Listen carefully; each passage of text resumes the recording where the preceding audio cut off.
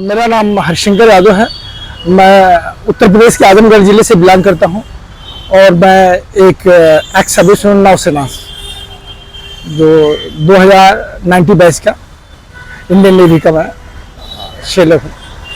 क्या उद्देश्य लेकर मुंबई आए हैं?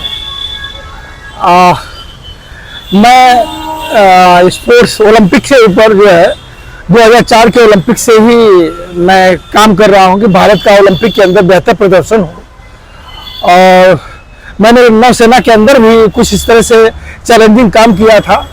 और नौसेना के एक वरिष्ठ cream senior admiral vice admiral के वेंकटेश वर्धन साहब, जिनकी तस्वीरें हैं, जिन्होंने मुझे इस चीज़ की प्रेरणा दी थी, ये उनकी तस्वीरें हैं।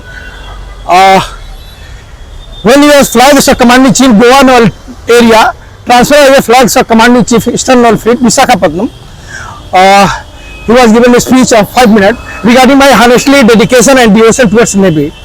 तो मैंने समझा कि अगर भारतीय नौसेना के क्रीम सीनियर अफसर अगर इस तरह से मेरी प्रशंसा कर रहे हैं तो कहीं न कहीं मेरे अंदर ऐसी कुछ प्रतिभा छुपी है जो मैं अपनी माँ भारती के लिए क्यों ना उस पर काम करूं। हमारी माँ भारती दुनिया के खूबसूरत मुल्कों में से एक है, जो कि ओलंपिक में भारत का बहुत ही खराब प्रदर्शन था। तो मैंने कहा मैं अगर इस पर काम करूंगा तो जरूर एक दिन इसमें कुछ बेहतर जो है ग्रामीण अंचल के लड़के आएंगे और माँ भारती को ओलंपिक के आभूषणों से आभूषित करेंगे। तो मैं इसके ऊपर जो है बड़ी ही गंभीरता से इसको लिया, इसके ऊपर काफ़ी रिसर्च किया कि भारत ओलंपिक के अंदर क्यों बेहतर परफॉर्मेंस नहीं कर पा रहा है। तो उसमें मैंने देखा कि 1984 लॉस एंजलिस ओलंपिक से पहले भी चाइना की भी यही पोजीशन थी जो भारत की। आज चाइना फर्स्ट सेकंड के लिए फाइट कर रहा है, लेकिन हमारी पोजीशन वहीं की वहीं है।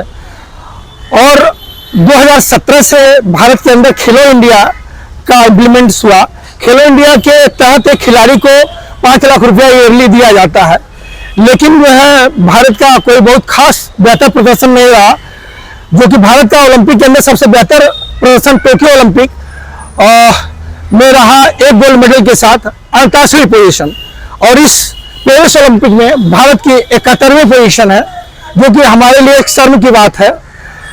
खेल के क्षेत्र में आज के डेट में भारत जितना खर्च कर रहा है, अगर ओलंपिक के अंदर कोई लड़का कांस्य पदक जीतता है तो 2 करोड़ रुपया, और जो चीजें मिलती हैं स्टेट से अदर स्टेट से पुरस्कार वो अलग है। अगर सिल्वर जीतता है तो 4 करोड़ और गोल्ड जीतता है तो 6 करोड़ रुपया मिलता है। इतना कुछ देने के बाद भी अगर भारत का ओलंपिक के अंदर इतना खराब प्रदर्शन है तो कहीं ना कहीं हमारे सिस्टम की कमी है। इस चीज को मैंने खेल के सर्वोच्च DG director general of sports authority of India Delhi में मैंने भी बात किया। तो मैंने कहा कि सर उस समय जस्ट मैं 2022 में गिनीज वर्ल्ड रिकॉर्ड बनाया था, उनसे मिला था। मैंने कहा कि सर मुझे खेलो इंडिया के खिलाड़ी का 1/4 पैसा मतलब 1.25 लाख दीजिए। मैं कोई तांत्रिक नहीं हूँ कि मंत्र मार दूंगा ओलंपिक खिलाड़ी तैयार हो जाएगा। मेरे पास अच्छे अच्छे कोचेज हैं, अच्छे अच्छे IIM के क्रीम प्रोफेसर हैं, PhD के स्टूडेंट्स का एक मेरा अच्छा फ्रेंड सर्किल है। और मैं भी गिनीज वर्ल्ड रिकॉर्ड में 24 घंटे की एक्सरसाइज करने का रिकॉर्ड बनाया है। मैं दाढ़ी बाल मूंछ बढ़ाने का रिकॉर्ड नहीं बढ़ाया है। तो मेरे पास ये सर्टिफिकेट है जो लंदन से आती है। तो मुझे मौका दिया जाए, यहाँ तक मैंने कहा कि मुझसे 5 लाख रुपए रिजर्व जमा करा लिया जाए। अगर पूरे पेरिस ओलंपिक्स में मैं अगर 3 गोल्ड मेडलिस्ट नहीं दे पाता हूँ तो मेरे 5 लाख रुपए न दिए जा। इतना कुछ करने के बाद भी मुझे जो है ऐसा अवसर नहीं दिया। और मुझे यह कह के कि आपकी उम्र जो है 50 साल से ज़्यादा हो गई है और आपको स्पोर्ट्स फील्ड में कोई जॉब नहीं है, ऐसा अवसर नहीं मिलेगा। लेकिन वही एक इंदिरा गांधी स्टेडियम में एक साउथ की महिला थी, उन्होंने मेरे सारे रिकॉर्ड्स को देखा, नेशनल रिकॉर्ड को। मैं भारत का पहला व्यक्ति हूँ जो कि 3 बार कश्मीर से कन्याकुमारी साइकिलिंग किया हूँ, जो कि नेशनल रिकॉर्ड बुक 2007 के पेज नंबर 280 पे मेरा। अभी 2022 में IIM लखनऊ में मैं गिनीज वर्ल्ड रिकॉर्ड बनाया, जो गूगल से कोई भी देख सकता है। तो इस तरह से मेरे पास इतना कुछ खेलकूद का सारी चीजें देखने के बाद जो साउथ की जो महिला थी खेल के अधिकारी, उन्होंने कहा आपकी सारी चीजों का मैं मूल्यांकन किया। You are fit for researcher. आप रिसर्चर के लिए इतना दिनों से आप खेल के ऊपर रिसर्च किया है, तो आप रिसर्चर के लिए बेहतरीन है। आपने कोई स्पोर्ट्स को बढ़ावा देने के लिए या ओलंपिक में अपने बच्चे आए चुन करके उसके लिए कोई स्कूल बनाया है, तो उसका परिचय दीजिए, क्या है वो? हाँ, मैंने 2006 में मैंने एक अपनी जमीन डॉक्टर हरबंस राव बच्चन सैनिक स्पोर्ट्स संस्था के ट्रस्ट को करोड़ों रुपया की जमीन को दिया कि उस माध्यम से बच्चों को मैं एजुकेट करूंगा, जिसके ऊपर मैंने आज तक लगभग 80 लाख रुपए मैं खर्च कर चुका। ये किसी को बताने की जरूरत नहीं है कि एक फौजी की कमाई कितने खून और पसीने की होती है। उसके लिए मैं अपने हर चीजों से समझौता किया। अगर मैं स्पोर्ट्स फील्ड में नहीं उतरता तो आज बॉम्बे जैसी सिटी में 3 BHK फ्लैट और BMW जैसी गाड़ी मेंटेन करता। ये देखिए संस्था के कुछ पेपर्स हैं, जो रजिस्ट्री के पेपर हैं, जिनको अभी हमारे एक मित्र हैं पूर्व विधायक सुभाष पासी, जो अमिताभ बच्चन जी के बगल में ही 100 मीटर दूरी पर रहते हैं, तो उनसे किसी तरह मेरी मुलाकात हुई तो उन्होंने कहा अभी आप सही जगह पर आए हैं, हम आपकी सारी समस्याओं को हम देश के फिल्मी दुनिया के सुपर स्टार अमिताभ बच्चन जी से रखेंगे। और अमिताभ बच्चन जी सामाजिक कार्यों में बढ़ चढ़ के हिस्सा लेते हैं और आपके इस जज्बे को सल्यूट करना चाहिए कि आपने करोड़ों रुपए की अपनी जमीन को डॉक्टर हरबंस बच्चन के ट्रस्ट के नाम से आपने लिख दिया। ये देखिए उसका रजिस्ट्री का पेपर है और ये देखिए संस्था का कुछ इंफ्रास्ट्रक्चर भी बनाया हूँ। इस इंफ्रास्ट्रक्चर को बनाने के लिए बालू, सीमेंट, गिट्टी की जगह मैं अपनी शरीर की धमनियों के खून को निकाल के मिक्स करके इस संस्था को मैंने खड़ा किया। ये संस्था का रजिस्ट्रेशन है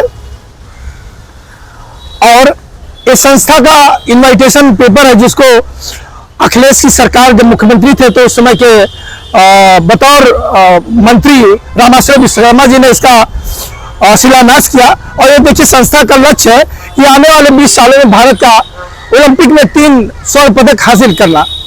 यह मैं माँ भारती का कसम खा के कहता हूँ कि अगर मुझे सुविधाएं मिली होती तो मैं इस सपने को मैं साकार कर देता। और इस संस्था का मेन उद्देश्य है कि ग्रामीण अंचल के बच्चों को एक ओलंपिक स्तर के खेलकूद की सुविधा का प्लेटफॉर्म उपलब्ध कराना। देश की प्रतिभाएं ग्रामीण अंचल से ही निकलती हैं। हालांकि खेलो इंडिया पे इतने खिलाड़ी को पैसे दिया जाता, फिर भी भारत का अगर खराब प्रदर्शन है तो कहीं ना कहीं हमारे सिस्टम की कमी है। ये सभी जानते हैं, चूंकि मैं फौजी आदमी हूँ इसलिए मैं सही चीज को बता देता हूँ।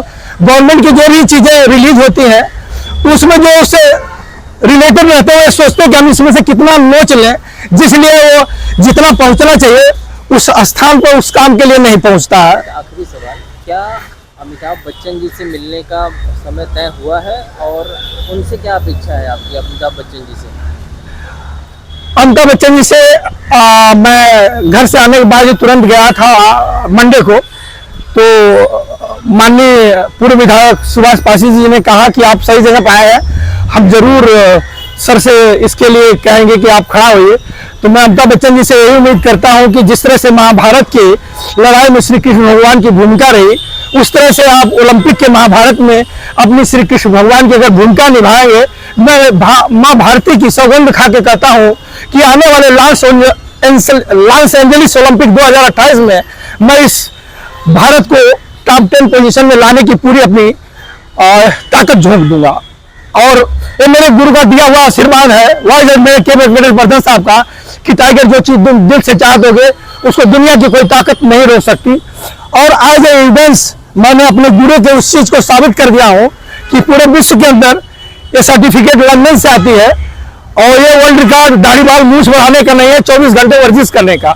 तो मेरे गुरु का जो आशीर्वाद था उस चीज को मैंने प्रूव कर दिया, प्रूव के सर्टिफिकेट्स है। ये I was cracked the impossible target. और ये माँ भारती की सौगंध खा के कहता हूँ कि पूरे विश्व के अंदर 50 साल की उम्र का अगर मेरे वर्ल्ड रिकॉर्ड को तोड़ेगा तो पुनः मैं वर्ल्ड रिकॉर्ड नया बना दूंगा।